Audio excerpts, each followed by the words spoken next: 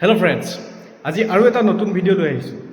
আজি ভিডিঅ'টো বহুত গুৰুত্বপূৰ্ণ, আপোনালোকে সম্পূৰ্ণকৈ চাব। ধৰি লওক আপোনাৰ লগত অনলাইন মানি ফ্ৰড হৈছে, আপোনাৰ পৰা কোনোবাই অনলাইনত পইচা ফ্ৰড কৰি লৈ গ'লে, তেতিয়া আপুনি কি কৰিব, কাক জনাব, ক'ত যাব? আপোনাৰ প্ৰথম এটা মনত আহিব, থানাত যাওঁ নেকি এবাৰ। কিন্তু অনলাইন ফ্ৰডৰ ক্ষেত্ৰত থানাই আপোনাক তেনেকুৱা ধৰণৰ একো সহায় কৰিব নোৱাৰে। আপুনি কি কৰিব লাগিব জানেনে? আপুনি 1930 ডায়েল কৰিব লাগিব। মাত্ৰ 4টা সংখ্যা মনত ৰখাই লওক, 1930। ফাৰ্ষ্ট আপুনি 1930 ডায়েল কৰিব লাগিব। যেতিয়া আপোনাৰ এই ফ্ৰডৰ বিষয়ে 1930ক অৱগত কৰিব, তেতিয়া 1930 ফালৰ পৰা আপোনাক এটা হোৱাটছএপ নম্বৰ চেণ্ড কৰিব। সেই হোৱাটছএপ নম্বৰটোত আপোনাৰ যিটো ফ্ৰড এমাউণ্ট তাৰ ফুল ট্ৰেনজেকশ্যন ডিটেইলছৰ স্ক্ৰীনশ্বটটো আপুনি হোৱাটছএপত পঠাই দিব।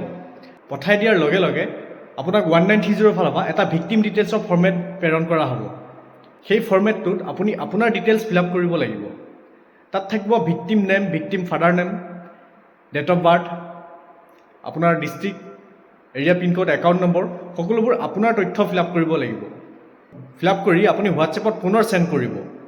চেণ্ড কৰাৰ লগে লগে 1930 ফালৰ পৰা আপোনাৰ কমপ্লেইনটো খুব সোনকালে ৰেজিষ্টাৰ কৰি দিব।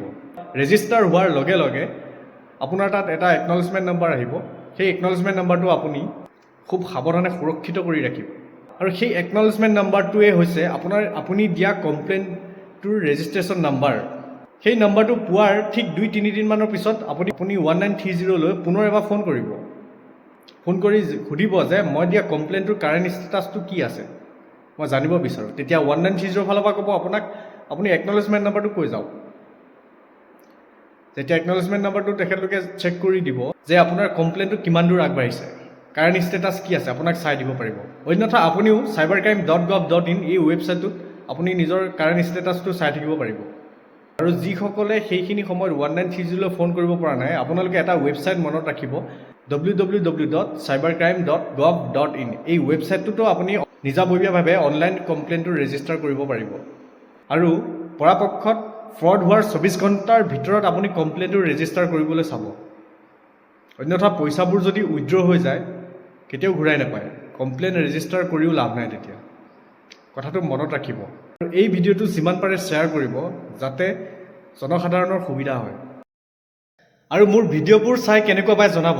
চাইবাৰ ক্ৰাইমক লৈ যদি এনেধৰণৰ ভিডিঅ'বোৰ পাই থাকিব বিচাৰে, তেন্তে মোৰ পেজটো ফ'ল' কৰি ল'ব। ধন্যবাদ।